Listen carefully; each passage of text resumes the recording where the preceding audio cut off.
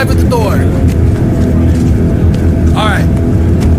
All right, you're good. You go inside.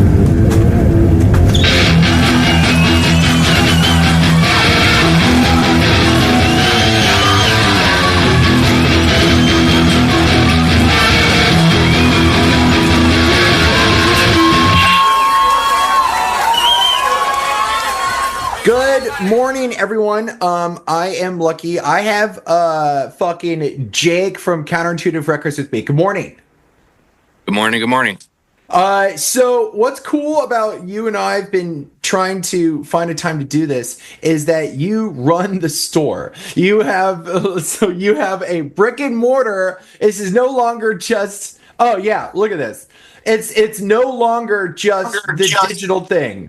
It's now a full fucking place. How's that feel? It's unreal. Like, sometimes I will just be at my apartment and I'll just think, like, damn, I got a store. Yeah, it's like it's gotten there. It's cool. It's cool. I've been liking it a lot. Tell me kind of like over the course of time what the goals were for CI. And like, you know, everyone it's CI Rex. That's like, you know, if anyone who's just tuning in who doesn't know what that is Counterintuitive Records, one of the bigger DIY record labels, which we love. So your story with this, getting to that space, let's kind of walk through it. Yeah, I mean, I feel like the goal always was just to find cool bands to work with and to put albums on vinyl that I was proud to have like my name attached to. And yeah, so that was like the only thing I thought about for the first 5 years of the label, Sure. At least. And yeah, it wasn't really until the last couple of years where we started thinking about like getting our own space or doing anything like that. It's always just about finding cool bands, finding cool tours, putting together cool events or releases or anything like that. So when it comes to putting together tours, there's lots of stuff that record labels do, and it's not, you know, what would you say that like are the main like key points of like, hey, if you join or if we offer to help you, you know, to be a part of CI, what are the things that you offer those bands? And not necessarily like the actual like numbers or any of that stuff, just like, you know, For hey, sure. we're going to help with, you know, X, Y, and Z. For sure. I mean, these days it's definitely different than 9 years ago. Mm-hmm. And it's like we have a platform with established fans that are going to be exposed to the music. We have connections with, you know, different booking agents and different a grander scope beyond just the artists we work with, and we have distribution through Sony, so we can get albums into retail stores and just have a place that has big budgets behind us in case different things happen and they see value in investing their own money into artists, like for, you know, ads and stuff like that. And so the core of what we always did was just like offering bands something they couldn't do themselves, like we'll pay for vinyl or we'll help you expand the reach of promotion by like, you know, helping pay for music videos or pay for a publicist to work the album or stuff like that. It's usually just like paying for stuff a band can't pay for, essentially. Yeah, I've talked to a couple of people. It's like, okay, how do I break down like, you know, I think there's always kind of a dream from musicians to, I think it's also like kind of the actor director pipeline where it's like, oh, I've acted for so long, I think I can direct. And then there's a lot of musicians that are like, oh, I've been a musician for so long, I'll do a record label. So like there's a lot of that interesting pipeline. And I'm like, okay, well, what's the best way to break down like even what a record label is? And it's kind of just like funding and connections. It's like person with credit card ready to go and has like a team of people.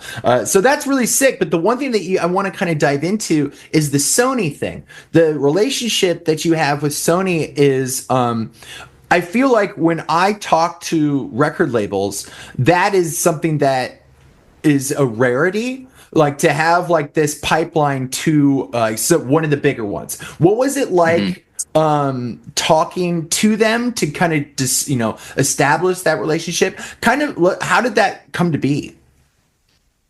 It came to be when I was working with this band Jess Friends, and then we put out their album Nothing But Love, and then they got signed to Pure Noise Records.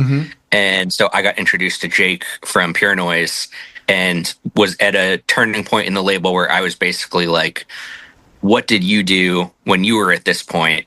And he was a great asset to me and is just a good friend and has helped me with navigating different growth opportunities. And so he introduced me to them and was just like, you guys should keep your eyes on this label. They're growing and they're finding a lot of cool bands. And so I ended up working out a distribution deal with them through that. And that definitely was a turning point because I feel like there can be some gray area on whether people feel like you're still an independent label once you have ties to a major label in ways like that. But I feel like the line is if you're still operating independently, where we still own 100% of our business and we just have a established corporation that can get our artists into record stores around the world. And so it's using the distribution network that they have for our own gain without them having any influence over what we're doing. So that's what I feel like still separates us from being like not an independent label. If we were to sell 51% of the label to them and then they had decision-making power, then it would be one thing. But yeah, I kind of forget what the question was, but I guess the relationship with them. Yeah, no, How it develops. Yeah, no, you totally 1,000,000% answered the question. It was it's the whole Sony thing is interesting because not only it doesn't necessarily create the gray area between like the concept of like DIY and like whatever that next space is, and there isn't really like a name for that. It's just there's the relationship, the parasocial relationship you have with like others and how people view the record label. I would say that because you have the brick and mortar store, because you still own 100% of the company, and you still are kind of in the trenches with everyone else, I would 1,000,000% still consider you a DIY label that just has great connections. I think that's the best way to look at the whole thing. So that's exciting. And like, honestly, props to you to, have like these great relationships. When you started everything, what was the kind of, not necessarily the goal, but who did you look up to in the beginning to kind of like start this? Or were you just kind of flying blindly into it and just hoping for the best? The first person the people that I say I'd look up to were Asia Man Records and Jeff Rosenstock doing like quote unquote records, where that was like all my favorite bands were on Run for Cover at the time, but I loved the way that Asia Man operated. And they also had like a thing on their website where it was like, if you want to start a label, email us with the subject line, I want to start a label, and we'll send you back this info packet of everything we do so that you can kind of use that as a jumping off point to learn how to get vinyl pressed or get CDs made or whatever. And so I did that, and that was a good help. Even if I didn't end up using a lot of the like places from it, it was kind of like, okay, when you make vinyl, you need jackets, inserts, the records, mailers. Like, it kind of just gave you a checklist of like, here's what you can prepare for. And shout out them for like doing that. That's so cool that they even offered it. Definitely a super cool thing to have on their site. I should put something like that on my site, honestly. But these days, I feel like most people just DM with questions. And if anybody is hearing this and wants that, I'm always happy to answer questions about starting a label. But yeah, and then with Jeff Rosenstock's label, where that was always kind of like sort of secondary to his music, but he would just put out his friends' bands, and it was always like super, super DIY, the music's always free to download, and they do like very limited vinyl pressings and stuff. And it was just so cool to me that it was like, oh, you can do stuff and it doesn't need to be like trying to create a business or to make a couple $1,000s. It's like you just want to do something cool and give something to the fans and do stuff with your friends. And so I think that is like Jeff and the homie that has Asian Man Records, like they I forget his name. Mike that's right, Mike Park. So Jeff and I would say Jeff and Mike are kind of, I would say everything's traced back there over the last like 20 or something years. I mean, Bond the music industry, like, you know, the stories that you hear about them doing shows and getting just people to come up and like play certain parts if they like knew it. There's so much weird lore about the Jeff Rosenstock Asian Man Records thing that I think that like that's the most exciting thing about what they've left as a legacy. And I think that there's some really, really cool, I would love to like, there needs to be some book or some, you know, movie TV show about that kind of era. I think it would just, there's so much cool stuff there. Yeah, I mean, if you've seen there's the Bomb the Music Industry documentary, Never Get Tired. That's super cool. Okay, I would highly recommend. I'm hold on, I gotta write that down because I completely did not even know that even existed. Yeah, it was kind of, I think it was like a Kickstarter, so it was like you'd only get access to it if you had seen like the Kickstarter. I don't know if it's publicly available. Like, it's got to be somewhere. Yeah, there's probably like, I bet there's got to be a way to just like at least reach out to Jeff and be like, hey man, we got to watch this. Where is this? Cool. There's like, I like your story, the journey. Is there something kind of like solidifying about the brick and mortar space where you're like, okay, cool, I've paved my way to at least here. It's, you know, I have this space. What does the next 5 years or so look like for CI? There's definitely something solidifying about it. I feel like with a lot of the things that have been big accomplishments in my mind over the years, there are things that people in our world think are cool, but people in the general population would not understand. Like if I told my parents, like, I released Somewhere City by Origami Angel, that doesn't mean anything to them. But, it's true. But to somebody else, they're like, holy shit, you released Somewhere City. Or you release Cosmic Thrill Seekers by Prince Daddy or something like that. It could mean the world to somebody, and then it's like irrelevant to people that don't know. But then stuff like the store, and then like we've gotten some nice write-ups in like the Boston Globe, which is like the biggest newspaper in Boston, did like a feature on us.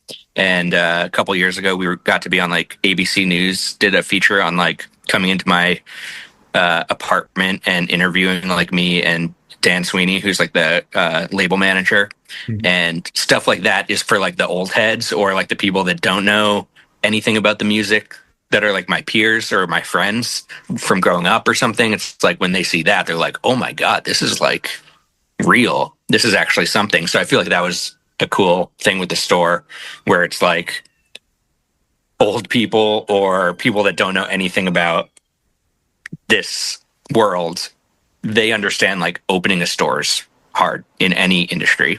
And so I think there's just like a level of, I don't want to say respect, but like understanding that what we're doing is like working really well and is, I mean, I know it's really cool, but then like is something that people like amongst like a larger population by having a store.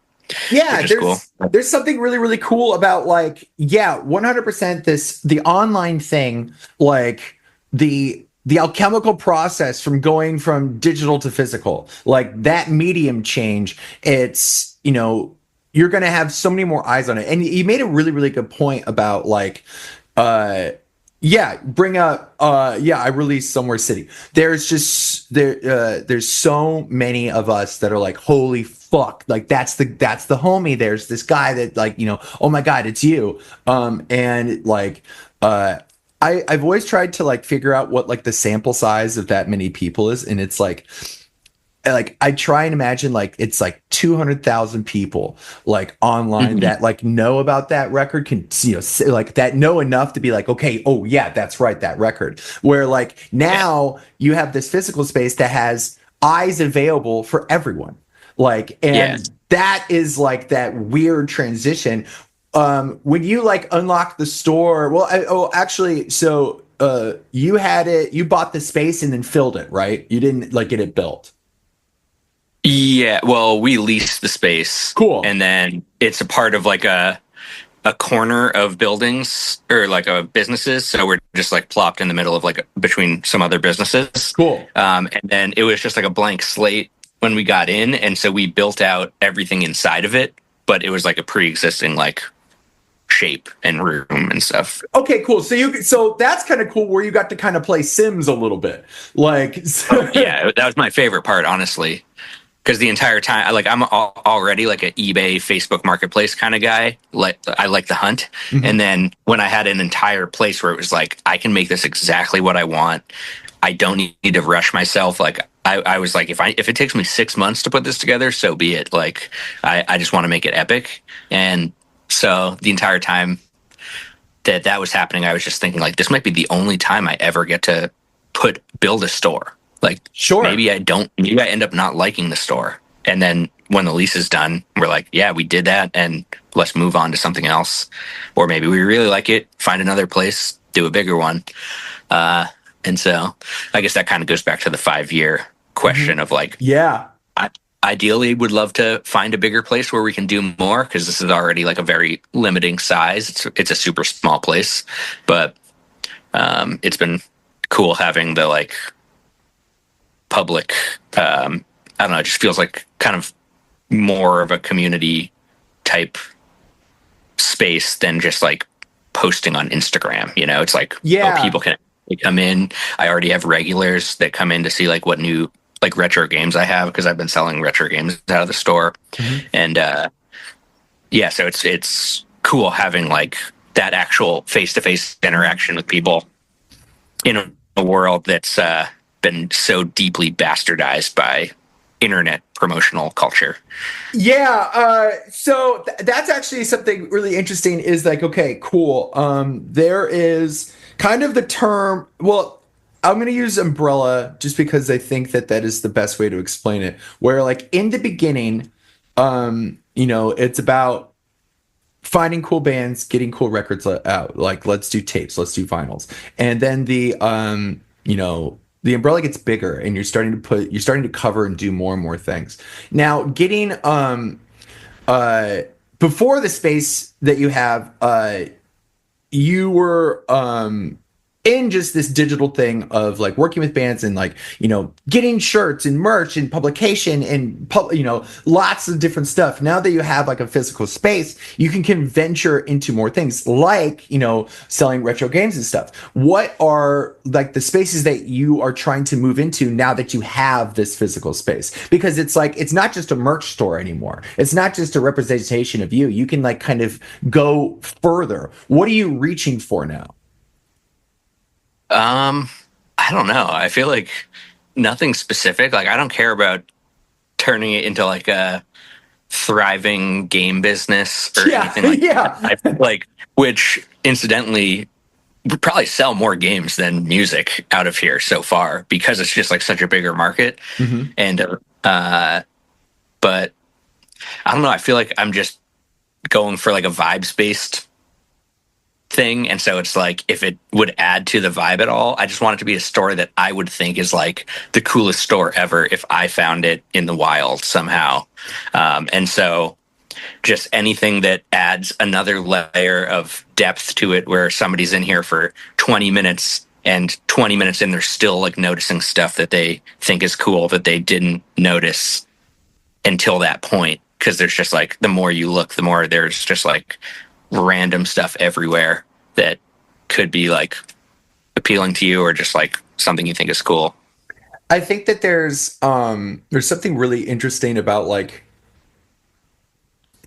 when if I move and like I get like my office and I want to, you know, put all this stuff that's like reflections of me. I'm always kind of like, you know, trying to make something for like, you know, 18-year-old me. Like I'm trying to like, like what would I think, what would I was think like if I went back in time, I'm like, dude, I've got this place. It's like this, you would love it. Is that something, would you say that you're like chasing as well? Like, I want to make sure that I got what I wanted for that guy.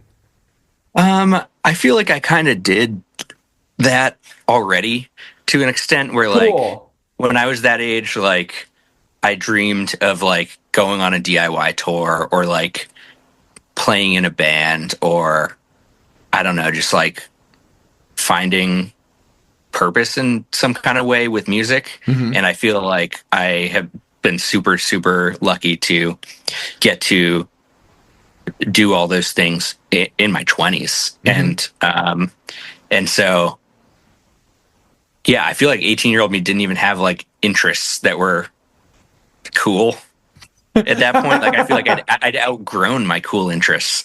Like, my cool interests were when I was like a teenager. And then I was trying to figure out like who I was in the late teen, early 20s years. And just, I think was like lacking some personality, honestly, that I thankfully feel like I found eventually. I think 100%. Like I mentioned like, oh yeah, who would I, you know, try and do something for like 18-year-old version of me? I'm like, I don't think I would have done it for, I'm thinking about like maybe my 26-year-old version of me. Like that's kind of what I'm thinking of. Like that's so funny. You made me kind of think about like, how far I came since I was 18, and maybe I wasn't even interested in this stuff until I was that age. That's so funny. Basically, congratulations on everything. Thank you. I appreciate it. I find, you know, the journey of all this stuff is, you know, incredible.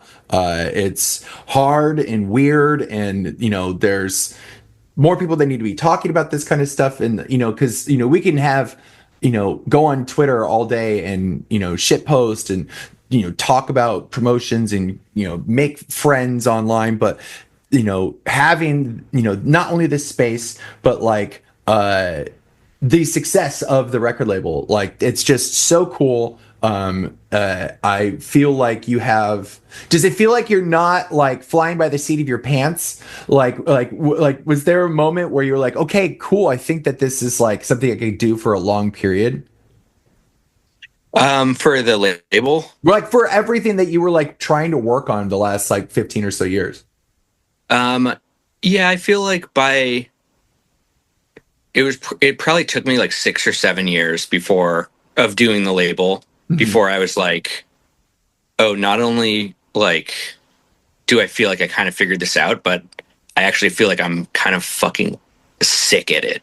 Like it was probably like over COVID where I was like, am I like actually a genius or something? Like why is this working so well?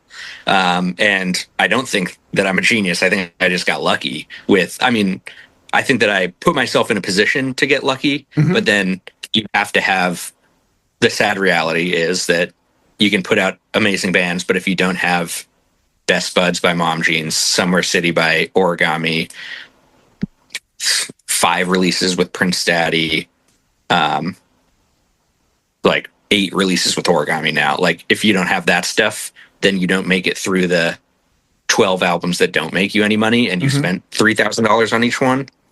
And so the fact that I've been able to find different albums that have been long-term successes, like numerous times over the span of the 10 years that I've been doing it, is 100% the reason that I'm able to sit here in a store that I spent 3 months building, because I had the security of, I have these 12 albums that can, you know, offer me the opportunity to pursue these different kind of things. And so there's a huge amount of luck that's gone into it. But when I did realize that point, like it was probably around COVID where a lot of the business got just substantially more successful. And that was definitely like, oh, I'm not just like figuring out how I'm going to pay rent for the next 3 months, I'm like able to kind of dream about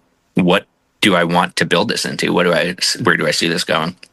That's amazing. And so when it comes to the first 6 years, those moments, and even now, or what is, there's kind of the way I always see it in my head is like kind of a when you're trying to find new bands, or you find some kind of thing, do you have a process, or is there just kind of a where you're just looking through, some way to find out, oh, this record, has so and so many plays on it. Oh, I love this band. I want to see if I could work with them for the next release. What would you say is your process of like finding new bands or finding new records? Is it now coming to you, or are you kind of still reaching out to other people? I feel like the best like ones are when a band I'm working with is like, you should check out this band. Cool. Yeah, 100%. Those are the best ones, but I don't really do much like research anymore. Like I don't scour Bandcamp anymore. I don't like try to find the hot new thing like being talked about on Twitter or something. I don't want to like get caught up in the like, oh, like this is having a small moment right now, I should try to hop on it quick and like be involved. I just kind of wait, see how things play out, and then find bands that I like the sound of. And maybe somebody had sent them to me. Maybe I saw them on TikTok or Instagram and followed them and like, kept listening to them and seeing if I liked them and stuff. But I feel like we've definitely been signing less stuff in the past few years and just focusing on being ready to support our current artists when they have new material, which is something that was a long learning curve of like, oh, I can't just sign 20 artists in a year, because then next year 10 of them are going to have new albums that they want us to release. And if we're trying to sign another 20 artists, it's like, it's not going to work. And so I've definitely been more on the like, oh yeah, if we sign 1 or 2 artists in a year, that's okay.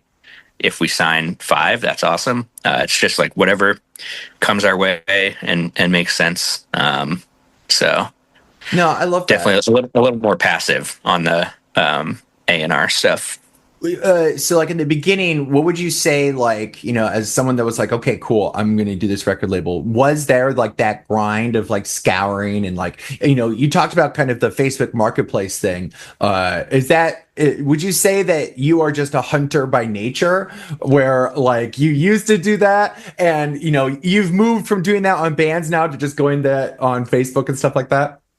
I feel like there's definitely an analogy there that probably is accurate. And I think that when I first started the label also, I was just like so much more of an internet dweller that I was on the internet all day, every day. And so I would listen to every single band I came across and like just consume so much. And that's how I felt like I found like, I mean, the first probably 6 or 7 bands that I worked with was through stuff like that. And I'm grateful that I had that period, but I'm also grateful to have grown out of it. And but like, if I'm on the internet that much, it's certainly not spending it like reading people's opinions on Twitter or stuff like that anymore. Sure. So yeah, I don't feel like I'm hunting that way online anymore. And so to an extent, sorry to any DIY bands out there that could have been in the line of sights. Sadly, the retro video game market on eBay has taken priority. I love that. So that's funny. So like, yeah, I would say like there's something kind of fundamentally missing from old internet like that anyways. I think that, we're kind of I've been trying to find a better way to explain it. I feel like that there's this, there's kind of like this exhausting, like having forced to tell people rather than like show thing on the internet, where like there's, you know, back in the day in, I would say like the teen portion of the internet where it was like 15 years old, like 2009 to 2012, there was a lot of like really, really interesting ways of finding music. Like even in like the mid 2000s, there was like, you know, a website called like Pure Volume, where Pure Volume lets you like, you know, search or just take me to a random artist page based on like a tag. I've been thinking about that a lot, and I'm like, there's like a mystery missing from like discoverability is kind of fucked in itself. But in this kind of internet industry now, where do you see like on like advice to bands for like not necessarily for discoverability, but like, you know, your first few years, what advice do you have to them, even as from like the record label aspect in this internet economy? It's a depressing world out there in a lot of different ways. And the sad reality since COVID specifically is that if you're a new band and you are either too proud or like too drained to post on TikTok, then you are missing out, because that is 1000% the biggest possible way to jumpstart whatever you're doing. And I hate it. I hate that that's the case. But it also is a tool unlike any that I don't know if we've ever experienced something like that for music, where you could literally write a song right now, post a 30-second clip, and then have a actual like opportunity at a career if you make the right moves. And so it's very, very sad and depressing. But I feel like, and more there's like aspects of like clickbaitiness to it that like succeed. Like I tried to build the label's TikTok for 2 years straight over COVID. And in that 2-year period of, especially since it was COVID, sometimes I would put hours and hours in a day into making what I thought was creative content.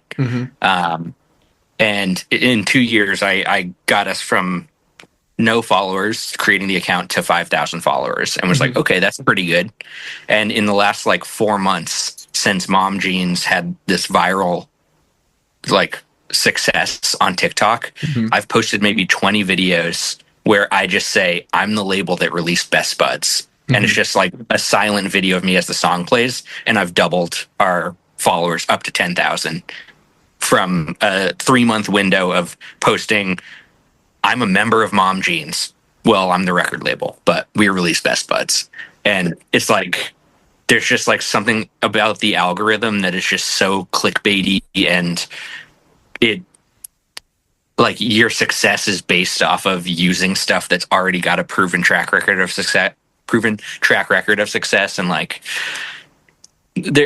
there's really annoying aspects to it like that. But then I use the app for artist discovery, just like passively, not like I'm grinding on there trying to find an artist, but I kill time on there sometimes and just see people that are just posting like themselves playing acoustic or like different like demos of their songs and stuff. And it's I've found numerous artists that way that I've signed, and I've also just seen so many artists develop through that into like getting tour opportunities and getting, you know, really big music opportunities. So yeah, there's something really fascinating about like the modern approach to discoverability, and specifically TikTok in itself, where it's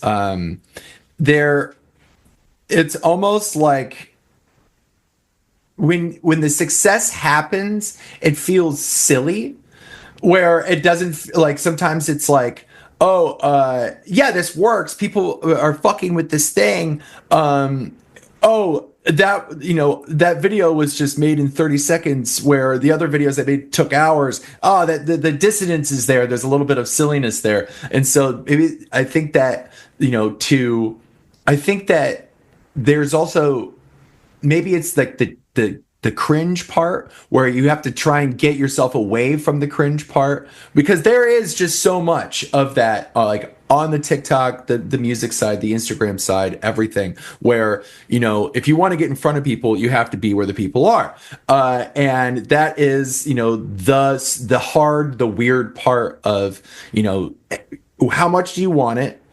Do you want to like actually engage with the community, or do you want to be a part of a community?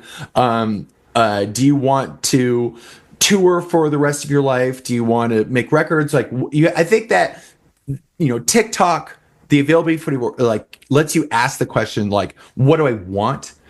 And sometimes maybe that gets done for you on accident, where like you'll just be like, oh man, I have like this little thing, I put a little video together of 30 seconds of a song that I'm writing, and for some reason it, you know, it hits.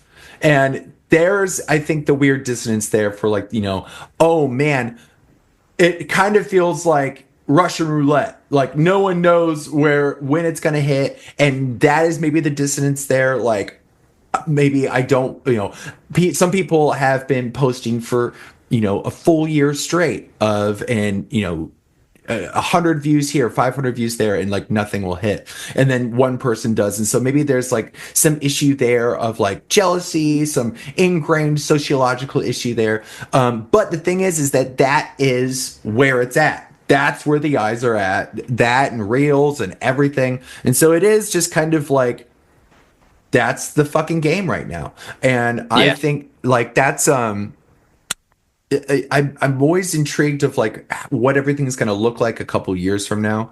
And if you ask me in 2015, like, oh, what is it going to look like in 2020 to advertise music? And it's like, oh, bands are doing dances in front of a fucking phone, and like you'll never know what's going to happen. But that is, you know, the main thing now, and it's kind of really fascinating. Definitely. I feel like there is also like the silver lining of it, of like when I listen to a lot of the music in our world, I'm like, I think a lot of people would like this, but they just don't know about it and they don't hear it.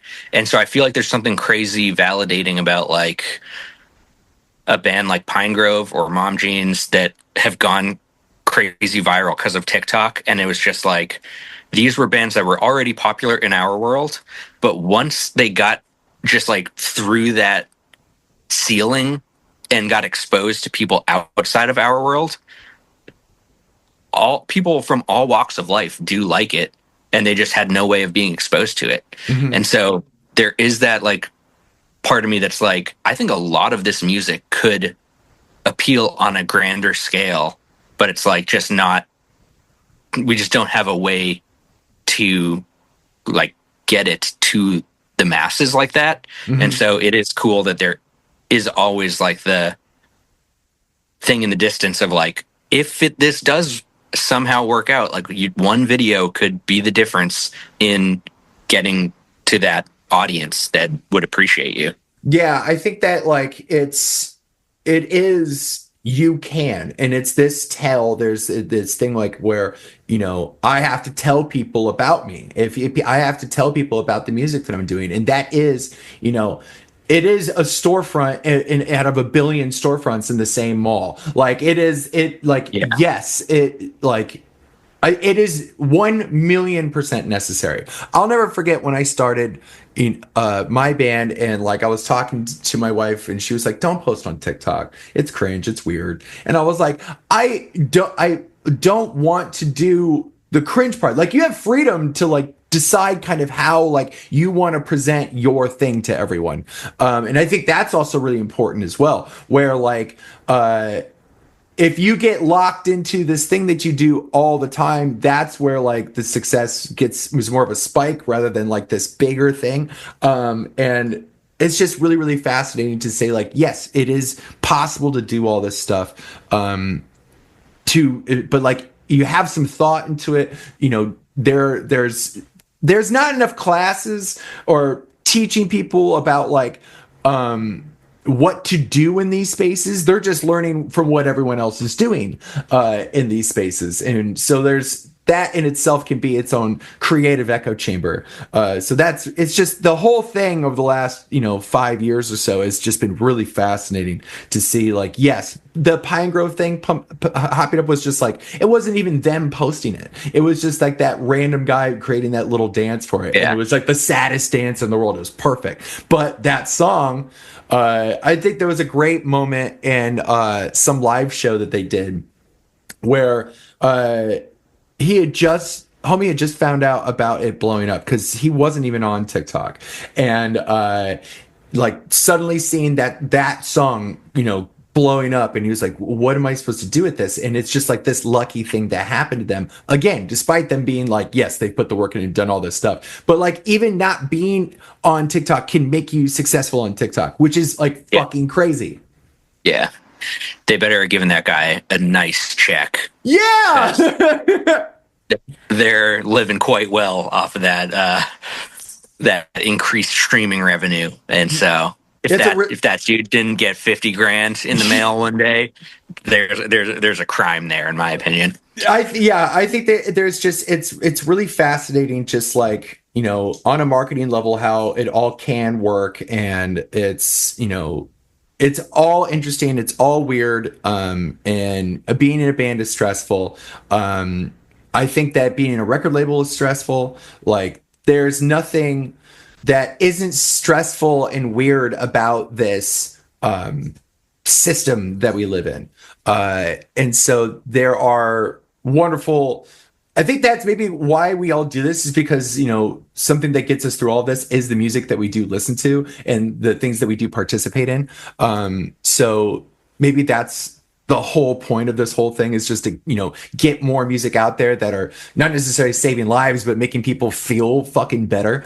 So that's just, the whole thing is just interesting and strange. And the record label side is interesting and strange. What would you say you would tell, like, you've been running for this record for what, 10 years? Yeah, it's going to be 10 years in September. Well, first of all, congratulations. Like, that's incredible. What would you want to tell yourself 10 years ago about the label? I mean, for the most part, I feel like I've always stayed true to it anyways, but just saying that, it's always just about working on the albums that you care about and not the ones that seem like they'll do well or seem like the right person will be happy with you if you work on this or something. Just like work on the albums you like. I like the trust yourself attitude about it, where it's just like, you have been authentic the whole way through.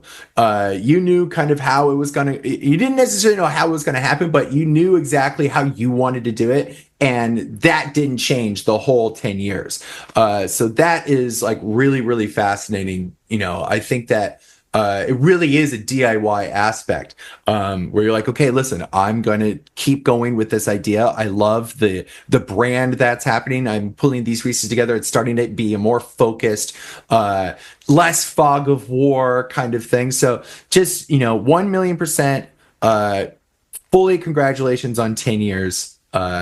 Congratulations on the brick-and-mortar. I appreciate all that. It's seriously, there's not a lot of thank yous that go around, especially on this side of the whole thing. So, just give yourself a pat on the back every once in a while, which is, it's so sick to see, I think I get enough of those. So I really appreciate you saying all that, though. It does mean a lot.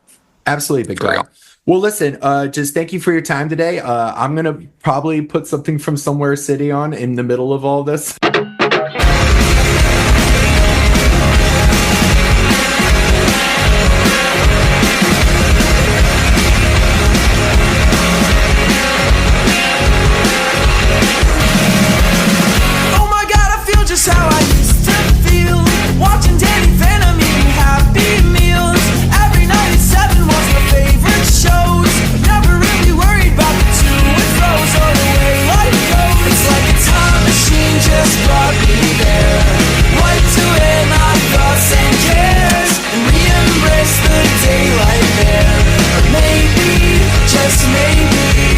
Starting to like myself.